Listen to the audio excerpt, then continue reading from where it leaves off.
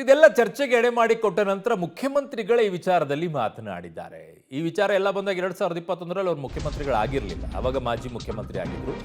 ಈಗ ಬದಲಿ ನಿವೇಶನ ಆರೋಪ ಏನಿದೆ, ಮೈಸೂರಿನ ಮೂಡಾ ಸೈಟ್ ಹಂಚಿಕೆಯ ಬಗ್ಗೆ ಮುಖ್ಯಮಂತ್ರಿಗಳು ಸ್ಪಷ್ಟನೆ ಕೊಟ್ಟಿದ್ದಾರೆ. ಬಿಜೆಪಿ ಅವಧಿಯಲ್ಲಿ ಕೊಟ್ಟಿರುವಂತಹ ನಿವೇಶನ ಇದು. ಯಾವುದೇ ಕಾನೂನು ಉಲ್ಲಂಘನೆ ಆಗಿಲ್ಲ. ನನ್ನ ಬಾಮೈದನ ಜಾಗವನ್ನ ಹೆಂಡತಿಗೆ ಗಿಫ್ಟ್ ಡೀಡ್ ಮಾಡಿದ್ರು.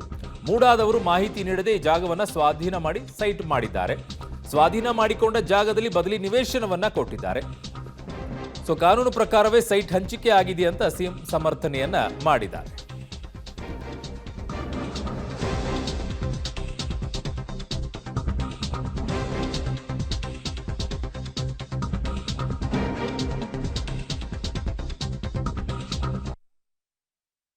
ಇದು ಬಿಜೆಪಿಯವರ ಕಾಲದಲ್ಲಿ ಕೊಟ್ಟಿರ್ತಕ್ಕಂಥದ್ದು.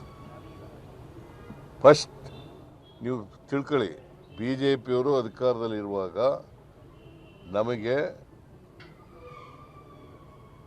ಸೈಟನ್ನು ಕೊಟ್ಟಿರ್ತಕ್ಕಂಥದ್ದು.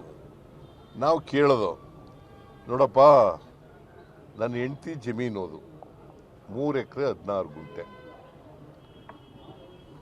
ಈ ರಿಂಗ್ ರೋಡ್ ಪಕ್ಕದಲ್ಲಿ ಇದೆ.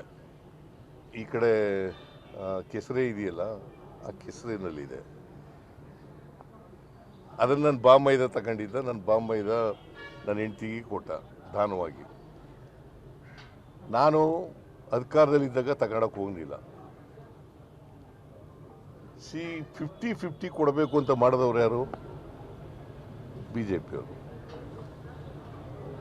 ನಮ್ಮ ಜಮೀನನ್ನು 3 ಎಕರೆ 16 ಗುಂಟೆ ಜಮೀನನ್ನು ಅಕ್ವೈರ್ ಮಾಡ್ಕೊಂಡಿರಲಿಲ್ಲ.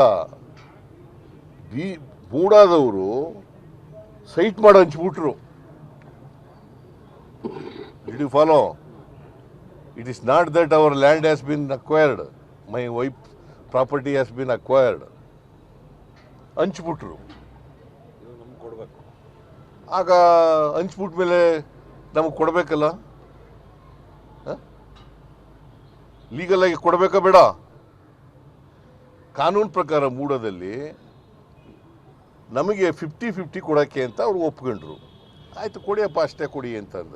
ನಿಮ್ಗೇನು ನಿಯಮಾವಳಿಗಳಿದ್ದಾವೆ, ಸರ್ಕಾರದ ಏನು ಆದೇಶ ಇದೆ, ಅದ್ರ ಪ್ರಕಾರ ಕೊಡಿ ಅಂತ ಬಿಜೆಪಿ